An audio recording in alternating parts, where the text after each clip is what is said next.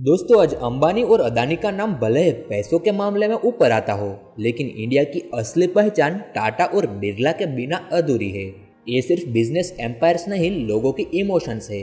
इन्होंने आज़ादी के पहले और बाद में टूटे बिखरे भारत को अपने कंधों पर संभाला। आज हम बिरला फैमिली की कहानी जानेंगे, जिनके दिलों में पैसा ही नहीं, देशभक्ति का जुनून भी बहता है। आखिर कैसे राजस्थान के एक छोटे व्यापारी ने इतने बड़े एम्पायर की नींव रखी, आइए जानते हैं। बिरला ग्रुप की शुरुआत सेठ शोभाराम से होती है, जो राजस्थान के पिलानी में छोटे व्यापारी थे। 1840 में उनके बेटे शिवनारायण बिरला का जन्म हुआ। शिवनारायण मेहनती थे और कम उम्र में पिता के साथ काम करने लगे, लेकिन जब उन्हें बिजनेस में ग्रोथ नहीं दिखी तो उन्होंने कॉटन बिजनेस शुरू किया, क्योंकि उस समय इसकी बाहरी देशों में खूब डिमांड थी। ब्रिटिशर्स भारत से कच्चा माल एक्सपोर्ट करते थे, लेकिन पिलानी से अहमदाबाद पोर्ट तक माल ले जाना मुश्किल था। इस समस्या को देखते हुए शिवनारायण ने अफीम का बिजनेस शुरू किया, जिसे वे सीधा चाइना एक्सपोर्ट करने लगे। लेकिन पोर्ट की कमी से मुंबई जाना पड़ा, जिससे प्रॉफिट कम होता था। 1863 में शिवनारायण ने बिजनेस को बॉम्बे शिफ्ट किया। वहां उनके व्यापार ने तेजी पकड़ी और खूब प्रॉफिट हुआ। बाद में उन्होंने शिवनारायण बलदेवदास ट्रेडिंग हाउस शुरू किया। बलदेवदास उनके गोद लिए बेटे थे।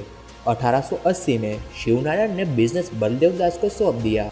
बलदेवदास ने बिजनेस को आगे बढ़ाया और 1920 में अपने 4 बेटे जुगल किशोर, रामेश्वर दास, घनश्याम दास और ब्रिजमोहन में बांट दिया। फिर वे बनारस चले गए, जहां उन्होंने धर्मशालाएं, मंदिर और सामाजिक काम किए। 1925 में बिहार और उड़ीसा सरकार ने उन्हें राजा का खिताब दिया। बलदेवदास के बेटों में घनश्याम दास उर्फे जीडी बिरला और ब्रिजमोहन सबसे सक्सेसफुल रहे। जीडी बिरला ने कोलकाता में जूट ब्रोकर के रूप में शुरुआत की, लेकिन 1919 में बिरला जूट मैन्युफैक्चरिंग कंपनी शुरू की, जो भारत का पहला जूट मिल था। ब्रिटिश मर्चेंट्स ने उनके बिजनेस को रोकने की कोशिश की, लेकिन जीडी बिरला ने हार नहीं मानी। वर्ल्ड वॉर में जूट की डिमांड बढ़ी, जिससे उन्हें खूब प्रॉफिट हुआ। 1924 में उन्होंने हिंदुस्तान टाइम्स शुरू किया, ताकि स्वतंत्रता संग्राम में भारतीयों की आवाज उठे। 1926 में वे ब्रिटिश इंडिया के विधानसभा के सदस्य बने। 1932 में गांधी जी के साथ हरिजन सेवा संघ बनाया। 1942 में हिंदुस्तान मोटर शुरू की, जिनकी एम्बेसडर कार ने दशकों तक राज किया। 1943 में यूको बैंक की नींव रखी, जो भारतीय की जरूरतों के लिए था। 1947 में ग्रासिम इंडस्ट्रीज शुरू की, जिसने मैनमेड फाइबर प्रोडक्शन से टेक्सटाइल इंडस्ट्री को मजबूत किया। जीडी बिरला ने जूट, टेक्सटाइल, चाय, सीमेंट, केमिकल, स्टील और एल्यूमिनियम में बिजनेस फैलाया। उन्होंने Birla education trust, Birla institute of technology, BHU और कई मंदिर, हॉस्पिटल्स बनवाए। 1983 में उनका निधन हुआ। उनके पोते आदित्य विक्रम बिरला ने टेक्सटाइल बिजनेस को नई जान दी और ग्लोबलाइजेशन के दौर में बिरला ग्रुप को वैश्विक स्तर पर ले गए। 1995 में कैंसर से उनका निधन हुआ। फिर कुमार मंगलम बिरला ने 28 साल की उम्र में बिजनेस संभाला।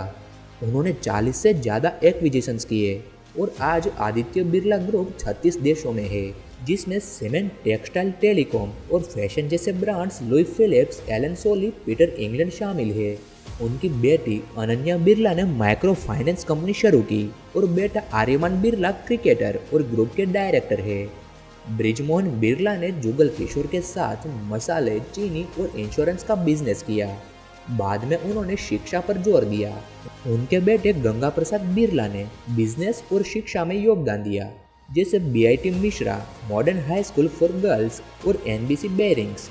गंगा प्रसाद के बेटे चंद्रकांत बिरला ने सीके बिरला ग्रुप को मैन्युफैक्चरिंग, हेल्थ केयर और शिक्षा में फैलाया। आज यह group Orient cement, national engineering जैसी कंपनियों के साथ मजबूत है।